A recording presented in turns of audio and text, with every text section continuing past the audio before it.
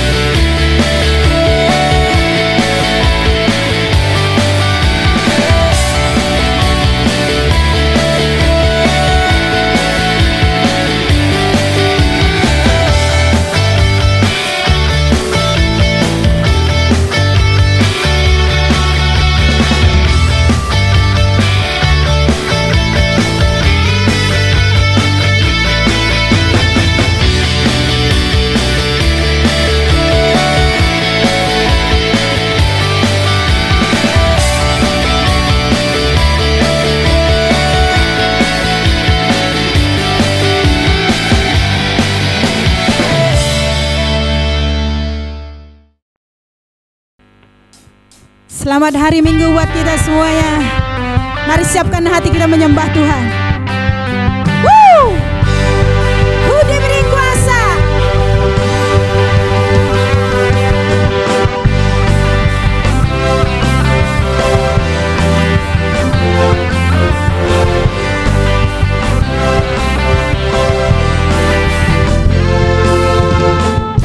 Diberi kuasa dari Raja Mulia, menaklukkan musuh di bawah kakiku. Ku pakai kuasa dari Raja Mulia.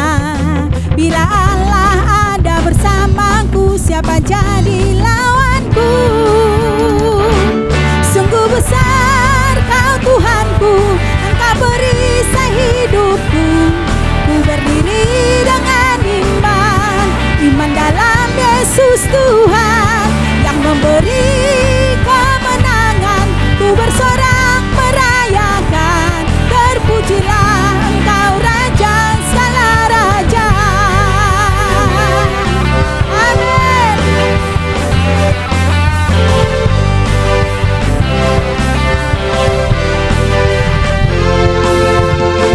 Diberi kuasa dari Raja Mulia, menaklukkan musuh di bawah kakiku. Ku pakai kuasa dari Raja Mulia. Bila Allah ada bersamaku, siapa jadi lawanku? Bila Allah ada bersamaku, siapa jadi lawanku? Bila Allah ada bersamaku, siapa jadi lawanku? Sungguh besar Kau Tuhanku, Engkau perisai hidupku. Ku berdiri dengan iman, iman dalam Yesus Tuhan yang memberi kemenangan. Ku bersorak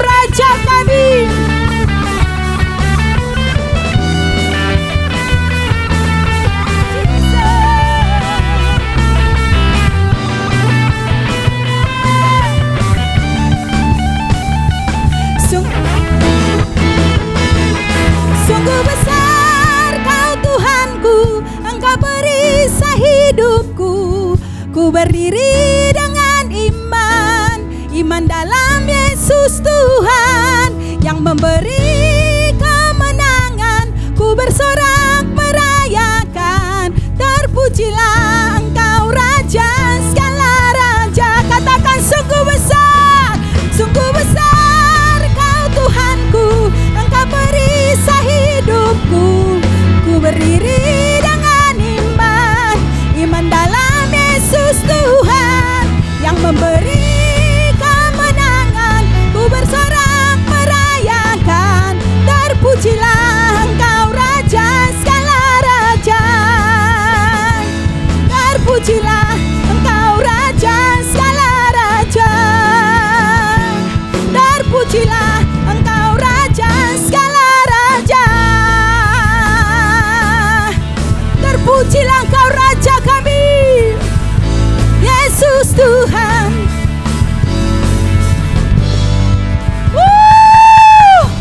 Sorak-sorai kemenangan bagi Dia. Haleluya, haleluya. Kibarkanlah pancinya, Yesus Raja segala raja. Haleluya.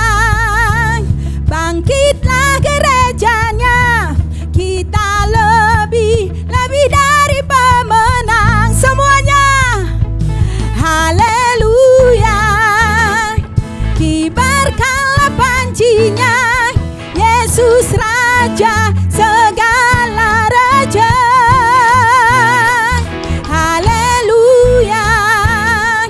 Bangkitlah gerejanya, kita lebih dari pemenang. Semuanya sama-sama katakan haleluya. Kibarkanlah pancinya, Yesus Raja segala raja. Haleluya. Bangkitlah gerejanya, kita lebih dari pemenang. Lambaikan tanganmu buat Tuhan. Haleluya. Kibarkanlah pancinya, Yesus Raja segala raja. Haleluya. Bangkitlah gerejanya, kita lebih dari pemenang. Kita lebih dari pemenang. Kita lebih dari pemenang.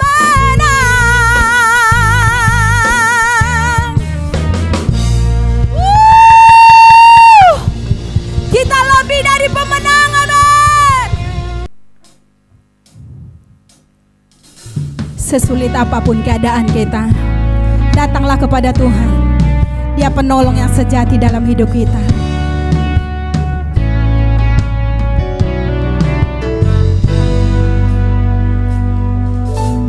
Penolong yang selalu setia, memenuhi keperluanku.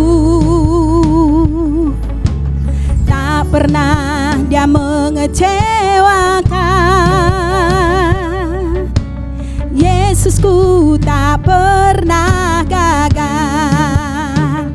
Segala perkara dapat ku tanggung di dalam Dia yang memberi kekuatan. Tuhan Yesus menolong dan sahabat. Tetap percaya, Tuhan setia.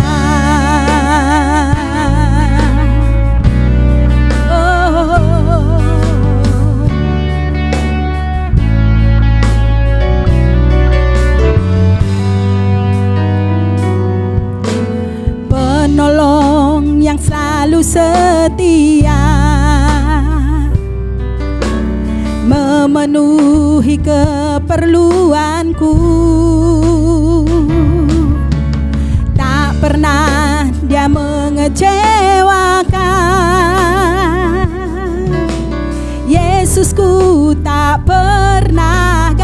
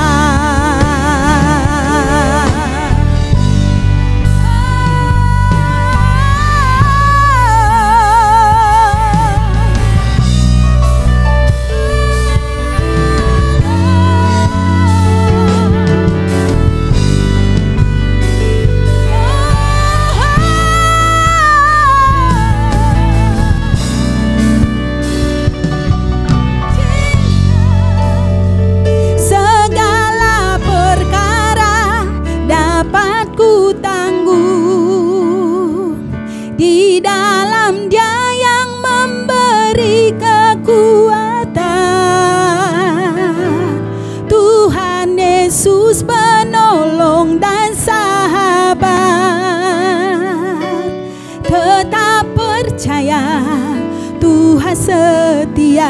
Sama-sama katakan, segala perkara dapat ku tangguh di dalam Dia yang memberi kekuatan.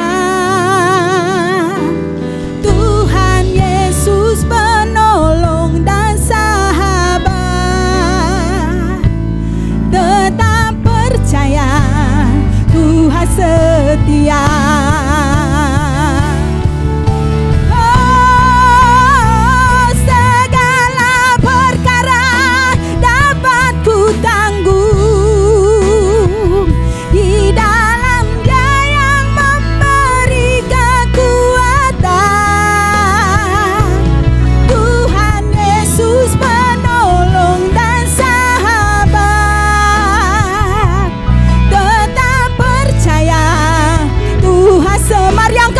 Katakan segala perkara dapat ku tangguh di dalam Dia yang memberi kekuatan. Panggil nama Yesus. Tuhan Yesus penolong dan sahabat, tetap percaya Tuhan setia.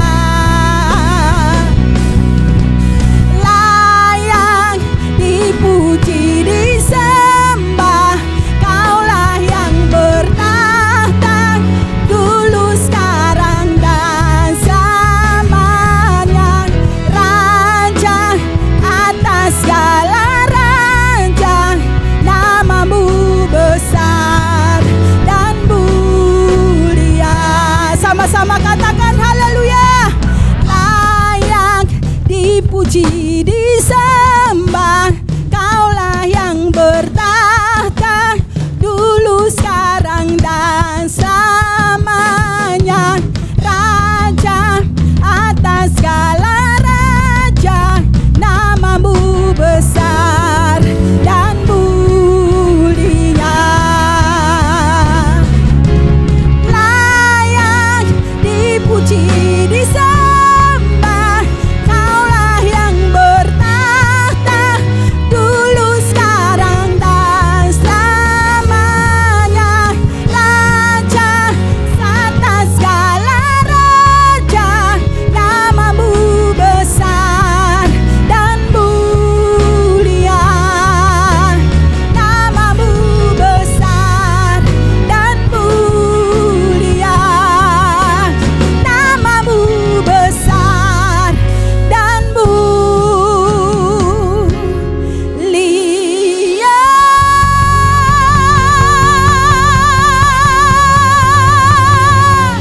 Haleluya. Namamu besar dan mulia, Yesus Kristus Tuhan. Terima kasih Tuhan. Di dalam nama Tuhan Yesus Kristus kita semuanya katakan amin. Shalom. Salam damai sejahtera dalam Tuhan kita Yesus Kristus. Kita masih dalam membahas tema bulanan kita, yaitu suffering atau penderitaan.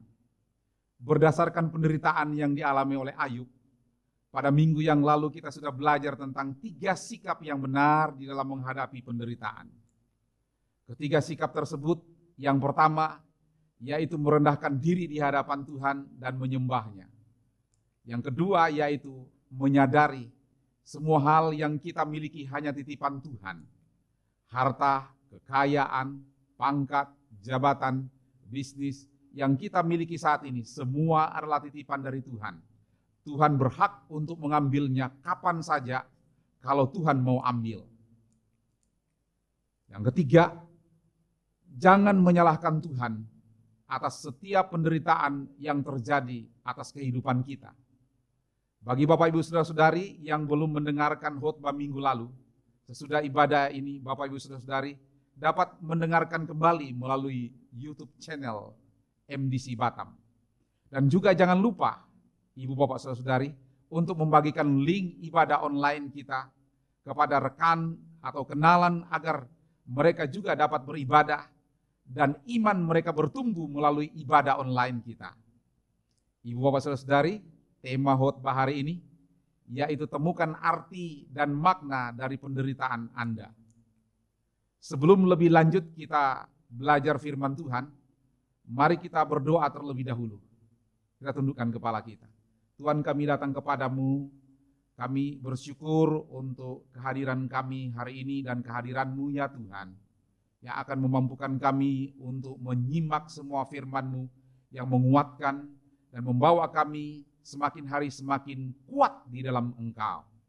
Kami siap untuk menerima kebenaran firman-Mu di dalam nama Tuhan Yesus Kristus. Amin.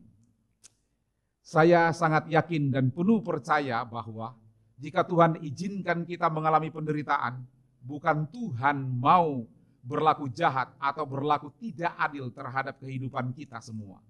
Saya yakin Tuhan punya rencana di balik semua penderitaan yang Ia izinkan terjadi dalam kehidupan kita. Di dalam Alkitab, mulai dari kitab Perjanjian Lama sampai Perjanjian Baru, kita temukan banyak sekali contoh-contoh dari tokoh-tokoh Alkitab yang Tuhan izinkan mereka mengalami penderitaan. Pada hari ini kita akan belajar beberapa hal mengenai makna dan tujuan penderitaan yang Alkitab katakan. Makna dan arti pertama, penderitaan adalah jalan menuju kedewasaan rohani. Kehidupan orang Kristen adalah suatu perjalanan, yaitu perjalanan menuju kepada kedewasaan rohani. Di dalam menempuh perjalanan itu, Tuhan izinkan kita untuk mengalami penderitaan demi penderitaan untuk mencapai kedewasaan kekristenan kita. Itu sebabnya di dalam kitab Yakobus, pasalnya yang pertama, ayat yang kedua, sampai ayat yang keempat tertulis demikian. Saya bacakan. Saudara-saudaraku, anggaplah sebagai suatu kebahagiaan apabila kamu jatuh ke dalam berbagai-bagai pencobaan, sebab kamu tahu bahwa ujian terhadap imanmu itu menghasilkan ketekunan, dan biarkanlah ketekunan itu memperoleh buah yang matang, supaya kamu menjadi sempurna dan utuh dan tak kekurangan suatu apapun. Pada saat sementara kita sedang menghadapi penderitaan, kita harus memandang penderitaan sebagai jalan menuju kedewasaan rohani, yaitu supaya kita menjadi sempurna dan utuh, memperoleh buah yang matang. Salah satu tanda bahwa kita adalah orang yang dewasa secara rohani dilihat dari cara kita di dalam menghadapi penderitaan. Hanya orang dewasa yang memandang penderitaan dan pencobaan sebagai suatu kebahagiaan, karena mereka tahu bahwa di balik penderitaan yang sedang mereka lewati itu, iman mereka semakin sempurna. Makna dan arti dari penderitaan yang kedua adalah penderitaan memiliki nilai yang kekal. Dalam 2 Korintus pasalnya yang keempat, ayat yang ke-16 sampai ayat yang ke-18, Rasul Paulus menuliskan demikian.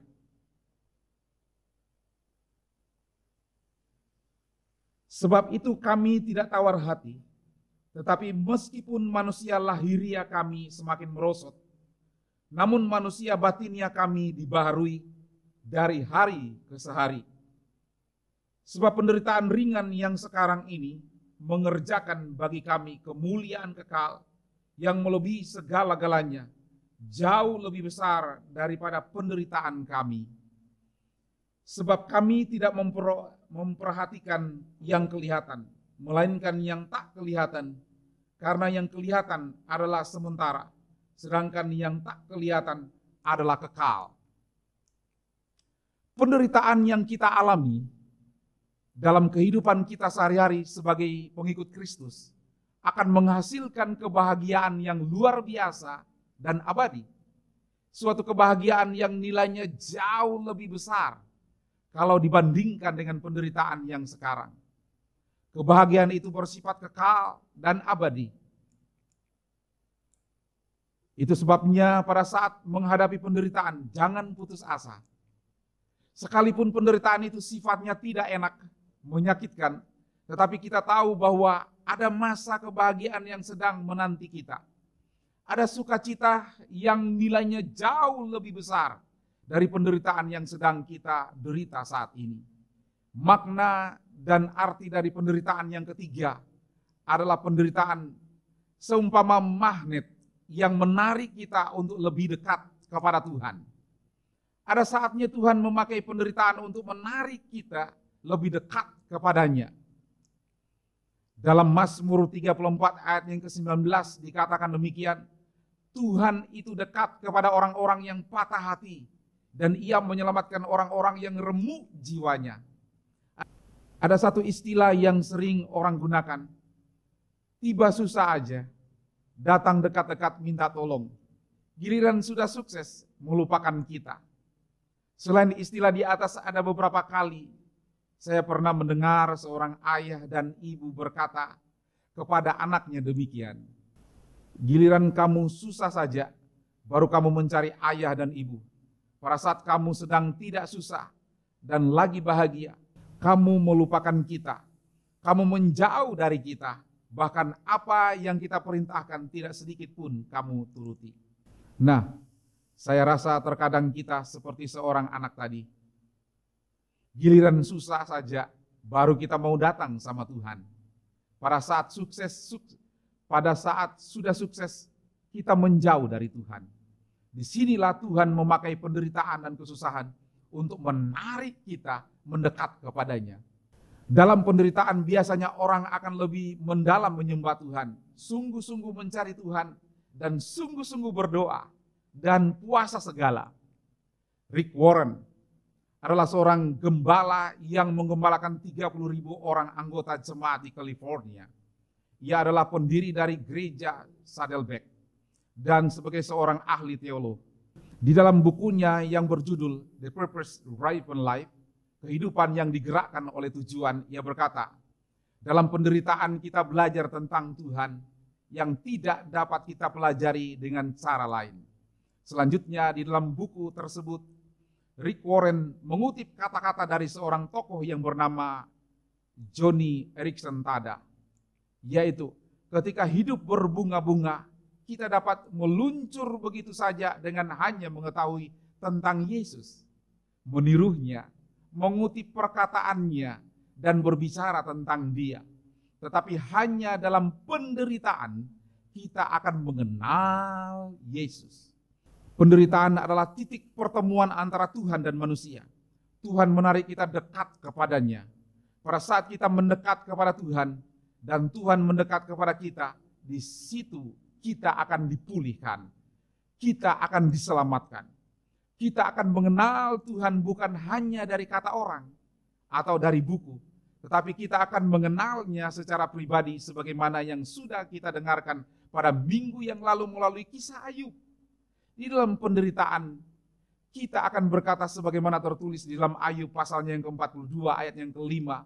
Dahulu pengetahuanku tentang engkau hanya kudengar dari orang saja, tetapi sekarang kukenal engkau dengan berhadapan muka. Dalam kesanggupan dan kehebatan Tuhan, Tuhan dapat mencegah Yusuf masuk ke penjara.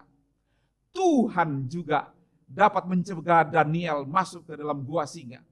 Tuhan yang sama dapat mencegah kapal yang digunakan oleh Paulus ketika ia mengalami karam 3 kali. Tuhan yang sama dapat mencegah Sadra, Mesak, dan Abednego waktu ketika dia dilemparkan ke dalam api yang menyala-nyala. Tetapi Tuhan tidak melakukan hal itu. Tuhan membiarkan masalah itu terjadi dalam kehidupan mereka. Dan akibatnya Tuhan menyatakan diri kepada mereka. Dan biasanya masalah dan penderitaan memaksa kita untuk memandang kepada Tuhan dan bergantung kepadanya, bukan kepada kemampuan diri kita sendiri. Makna dan arti dari penderitaan yang keempat, yaitu penderitaan adalah kesempatan yang Tuhan pakai untuk menyatakan mujizatnya. Hal ini kita lihat di dalam Yohanes pasalnya yang ke-11, kita dapati Lazarus yang sakit. Sengaja Tuhan izinkan dia meninggal. Alkitab berkata dari meninggalnya Lazarus ini, Maria dan Marta mengalami kedukaan. Namun di balik penderitaan rasa duka, yang dialami oleh Maria dan Marta. Tuhan menyatakan mujizatnya yaitu dengan membangkitkan kembali Lazarus dari kematian. Ibu bapak saudara-saudari yang dikasihi oleh Tuhan Yesus, Allah yang kita sembah adalah Tuhan yang baik dan berkuasa. Dalam kemahakuasaannya Tuhan turut bekerja di dalam segala keadaan untuk mendatangkan kebaikan bagi kita. Hal ini dicatat di dalam Alkitab, Roma pasal yang ke-8 ayat yang ke-28 sampai ayat yang ke-29 berkata demikian. Kita tahu sekarang bahwa Allah turut bekerja dalam segala sesuatu untuk mendatangkan kebaikan bagi mereka yang mengasihi Dia, yaitu bagi mereka yang terpanggil sesuai dengan rencana Allah.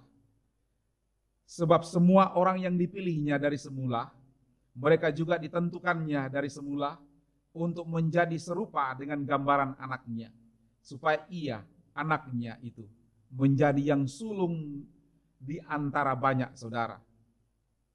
Tuhan turut bekerja dalam segala penderitaan yang kita sedang alami untuk mendatangkan kebaikan kepada kita semua.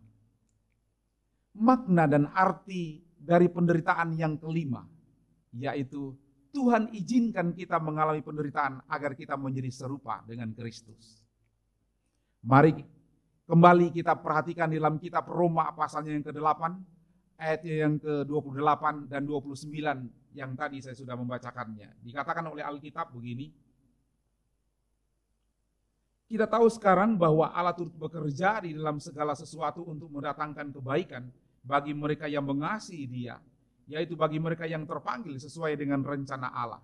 Sebab semua yang dipilihnya dari semula, mereka juga ditentukannya dari semula untuk menjadi serupa dengan gambarannya, untuk menjadi serupa dengan gambaran anaknya, supaya ia, anaknya itu, menjadi yang sulung di antara banyak saudara. Khusus ayatnya yang ke-29, dicatat kalimat yang berbunyi, semua orang yang dipilihnya dari semula, mereka juga ditentukannya dari semula untuk menjadi serupa dengan gambaran anaknya. Kata serupa dengan gambaran anaknya artinya berarti segambar dengan Kristus. Hal ini memberitahu kepada kita, Tuhan turut bekerja melalui segala penderitaan yang sedang kita alami untuk memproses kita semakin serupa dengan Kristus. Jangan menyerah dan putus asa ketika sedang menghadapi penderitaan. Jika sekarang Anda sedang menghadapi penderitaan, jangan bertanya mengapa aku mengalami penderitaan ini Tuhan. Tetapi bertanyalah, Tuhan, apakah yang Engkau mau saya pelajari dari penderitaan yang aku alami? Kesimpulan saya, mari kita datang berserah diri kepada Tuhan. Maka Tuhan akan memberkati kehidupan kita, menyertai hidup kita. Mari kita sama-sama berdoa. Tuhan, kami bersyukur untuk hari ini kami bisa mendengarkan firman-Mu, menolong kami, memampukan kami untuk lebih dari hari-hari sebelumnya. Kami percaya bahwa iman kami pasti akan bertumbuh. Aku berdoa kekuatan yang dari Allah turun dalam kehidupan kami, menguatkan kami dimanapun kami berada. Hari ini kami berdoa dalam rumah tangga kami, dalam kehidupan kami sehari-hari, dalam pekerjaan kami, dalam usaha kami, di dalam kehidupan anak-anak kami. Tuhan Allah memberkati berlipat kali ganda. Tuhan kami bawa juga Tuhan kami bawa presiden dan wakil presiden kami. Tuhan juga menyertai, memberkati bangsa dan negara, menyerahkan seluruh hari-hari ini pergumulan bangsa, bahkan pergumulan seluruh dunia, yaitu COVID-19 ini. Kami berdoa Tuhan juga menyertai, berikan hikmat-Mu, kebijaksanaan, supaya semua keputusan yang diambil dapat menghasilkan yang terbaik atas semua yang dikerjakan oleh para pemimpin kami. Kami sungguh bersyukur dalam nama Tuhan Yesus Kristus, Allah kami yang hidup, kami mengucap syukur dan berdoa. Amin. Kita sudah sampai di akhir daripada ibadah kita. Terima kasih untuk Pastor David yang sudah memberkati kita melalui firman Tuhan. Jika Bapak, Ibu, dan saudara-saudari diberkati melalui ibadah online ini, jangan lupa untuk membagikan link ibadah online ini kepada teman dan kerabat Anda, supaya mereka juga dapat beribadah dan iman mereka bertumbuh melalui ibadah ini. Sebelum kita mengakhiri ibadah ini, ada satu pengumuman yang ingin saya sampaikan, yaitu setiap hari Selasa malam jam 7, setiap hari Selasa malam jam 7, kita akan melakukan doa malam bersama melalui online Zoom. Saya ajak Bapak, Ibu, dan saudara-saudari semua, kita berkumpul melalui online Zoom ini. Kita percaya bahwa di mana 2-3 orang berkumpul di situ Tuhan hadir, dan saya sangat yakin Tuhan hadir di tengah-tengah kita semua. Untuk itu jangan lupa hari Selasa malam kita akan doa bersama-sama. Di depan layar monitor Anda sudah ada nomor rekening. Bapak, Ibu dapat memberikan persembahan melalui nomor rekening tersebut.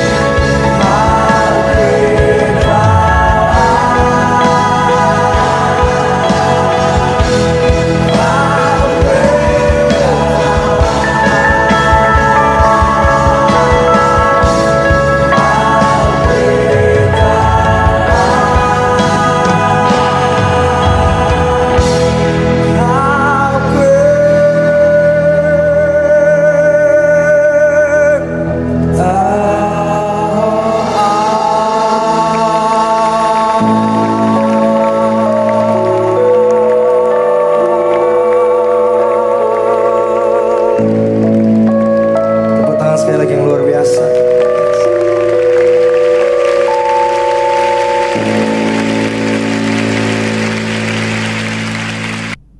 Sebelum kita mengakhiri ibadah ini, marilah kita sehati berdoa sekali lagi. Tuhan Yesus, terima kasih untuk penyertaan-Mu dalam ibadah ini dari awal sampai akhir. Kami bersuka cita, kami boleh memuji Engkau, boleh punya kesempatan untuk belajar firman-Mu. Bapak, Ibu, dan Saudara sekalian, marilah angkat tangan kita dan terimalah berkat dari Allah Bapa, kasih sayang daripada Yesus Kristus, dan persekutuan dengan Roh Kudus. Dimanapun kita berada, biarlah kehidupan kita menjadi berkat, supaya nama Tuhan dipermuliakan melalui kehidupan kita. Semua berkat ini kita terima dalam satu nama, Yesus Kristus Tuhan. Dan semua kita yang percaya sama-sama katakan, amin. Tuhan Yesus memberkati. Sampai jumpa di dalam ibadah online yang akan datang.